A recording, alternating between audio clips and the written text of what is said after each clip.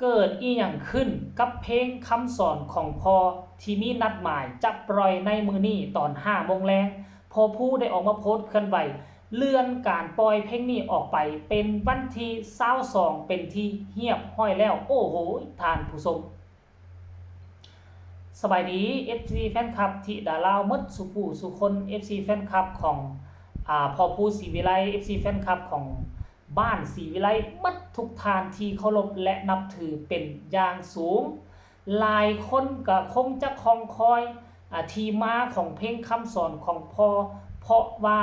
นับตั้งแต่มือเข้าห้องอัดก็มีเป้าหมายมีวันเวลาที่จะปล่อยเป็นที่ชัดเจนท่านผู้ชมพอผู้บอกว่า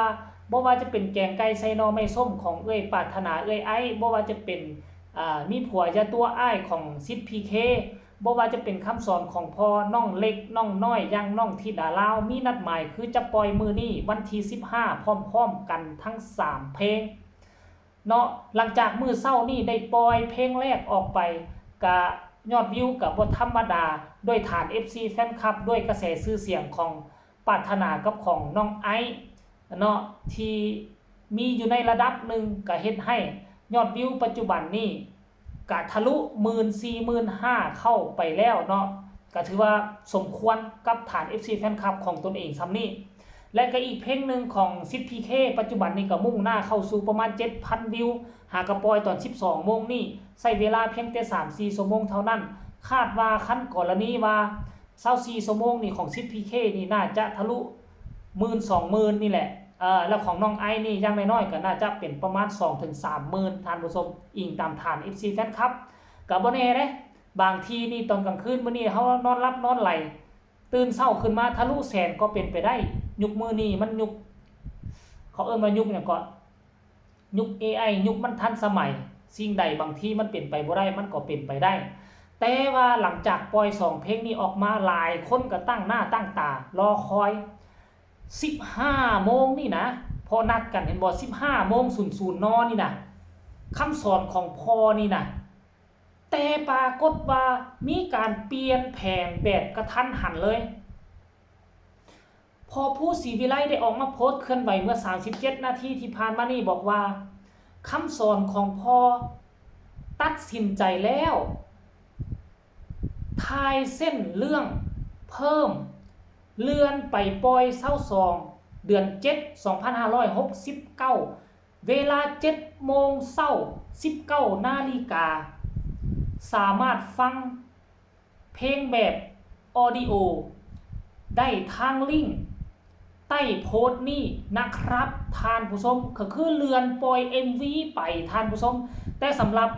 เนื้อห้องทำนองเพลงก็สามารถฟังได้แล้วเนาะท่านผู้ชมสามารถฟังได้แล้วเด้อเป็นเพลงใหม่นี่เมื่อกี้ค่อยก็เข้าไปฟังสามารถฟังได้แล้วอยู่ทาง YouTube กดเข้าไปตามลิงก์ที่พ่อผู้ศรีวิไลส่งให้เลยคือยอมรับว่าทั้งเพลงทั้งเนื้อหั่นน่ะมันม่วนเสียงดนตรีเสียงห้อง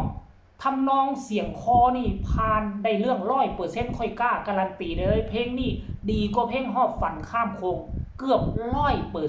100% แล้วบัดนี้ขั้นกรณีว่าเพลงดีทำนองดนตรีคักขั้นกรณีว่า MV ออกมาแล้วมันบ่แมทกับเนื้อห้องทำนองดนตรีมันยังบ่เศร้าพอมันยังบ่อินคักมันจะเฮ็ดให้เพลงนี้เสียหายไปเลยเพราะฉะนั้นมันจะย้อนสาเหตุนี่บ่พอผู้ศรีวิไลต้องเลื่อนการปล่อย MV เพลงนี้ออกไปแล้วก็จึงไปถ่ายทำเรื่องราวเพิ่มเติมเข้าอีกใหม่เพื่อให้มันเศร้าใจเพื่อให้มันสะท้อนจิตสะท้อนใจคำว่าคำสอนของพ่อนี่เพิ่มเติมหรือบอจึงจะปล่อยวันที่22นี่ท่านผู้ชมโอ้โหเมื่อกี้ค่อยฟังเพียงแต่รอบเดียวค่อยกล้าการันตีได้เลยว่าคันถ้า MV ออกมาดี MV เฮ็ดให้คนเป็นตาหน้าสงสารเฮ็ดให้คนอินดูพอผู้เป็นผู้แสดงอินดูน้องธิดาลาวค่อยเชื่อว่าเพลงนี้ยอดวิวทะลุกายหอบฟันข้ามโขงแน่นอนปัจจุบันหอบฟันข้ามโขงไปข้างอยู่4 ล้านกว่าบ่ค่อยว่าเพลงนี้ยังต่ำ5 ล้านขึ้นเผลอๆทะลุ10 ล้านดังที่น้องธิดาลาวเคยไปขอเอาไว้ตอนยกพระพุทธรูปน่ะ คันถ้ากรณีว่าเพลงนี้ทะลุ10 ล้านพระพุทธรูปองค์ที่น้องธิดาลาวไปยกต้องโด่งต้องดังวัดนั่นต้องมีชื่อเสียงคนจะเดินตามห้อยธิดาลาวไปยกไปกราบไปไหว้แน่นอน 100% โอ้โหทุกคนก็บ่เป็นหยังทุกคนเลยปล่อยมื้อนี้หรือปล่อยวันที่22นั่นก็บ่เป็นหยังถึงแม้ว่าจะบ่ปล่อย MV มื้อนี้เฮาก็สามารถฟังเป็นเสียงเพลงออดิโอแล้วเมื่อกี้นี่ค่อยก็กดแชร์ไปให้แล้วค่อยแชร์ไปเพจของค่อยเรียบร้อยแล้วท่านผู้ชมนอนฟังเมื่อกี้รอบเดียวนะน้ำตาค่อยยึงอยู่ค่อยนอนฟังน้ำตายึงย่อยลงหมอนแล้วภาษาอีหยังคันถ้าฟังรอบ2รอบ3แล้วภาษาอีหยังคันกรณีว่ามี MV มาคัน MV มันเศร้าไปตามทำนองคำห้องเสียงเพลงพวกเจ้าคิดว่าพวกเจ้าสิอดได้ขนาดมีแต่เสียงดนตรีกับเสียงห้องค่อยยังน้ำตาซึมน้ำตาสิไหลแล้วไปเห็นคันพอผู้แสดงออกมาได้ดีเนื้อห้องเนื้อเรื่องการเดินเรื่องมันแมทมันเข้ากันเห็นแล้วเป็นตาโศกตาเศร้ากับพอผู้น้องธิดาลาวมันสิบ่ให้ไปอยู่ใส่แล้วค่อยเชื่อว่าเพลงนี้น่าจะเป็นเพลงแรกที่ศิลปินจะเอาไปโคเวอร์โดยเฉพาะวงการหมอลำเวทีหมอลำต้องมีศิลปินวงอื่นเอาขึ้นไปห้องเอาขึ้นไปโคเวอร์แน่นอน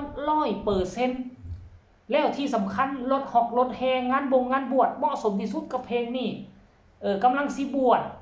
ก็บ่ลืมคำสอนของพ่อรถหอกรถแฮเอาไปห้องคือว่ายอดวิวทะลุทะลวงมวนแตกกันวุ่นๆแน่นอนท่านผู้ชมมาฟังหน่อยนึงซะก่อนหลังจากที่พอผู้ออกมาโพสต์คันไหวว่าเลื่อนไป FC แฟนคลับก็เข้ามาคอมเมนต์เนาะคอมเมนต์นี่เพิ่นก็มาแสดงความคิดความเห็นว่าผู้ซวยครับว่าซั่นเด้ไปปั่นวิวอยู่ครับเพลงคำสอนของพ่อปั่นทั้งวันเลยว่าซั่นเด้คนนี้ก็บอกว่ารอค่ะว่าซั่นเด้คอมเมนต์นี่ก็บอกว่าดีแล้วครับผมรอได้ครับว่าซั่นเด้ผู้ต่อมาก็มาคอมเมนต์ว่าดีหลายอาจารย์ผู้พร้อม 100% คอยปล่อยพ่อแม่รอได้พร้อมซัพพอร์ตเต็ม100ครับว่าซั่นเด้คอมเมนต์นี่ก็บอกว่าดีเลยค่ะอาจารย์ผู้รอได้เสมอจ้าว่าซั่นมันต้อง